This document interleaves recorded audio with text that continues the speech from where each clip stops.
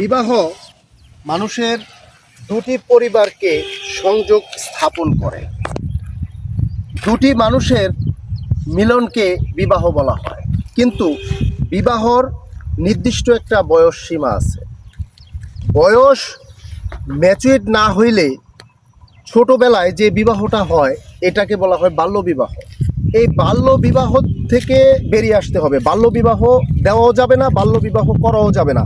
বাল্যবিবাহর কারণে একটা শিশুর সারা জীবনের স্বপ্নগুলো ভেঙে যায়।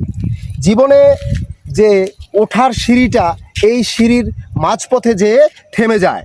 তো জীবন থেমে গেলে জীবনের সফলতার পথটা নষ্ট হয়ে যায়।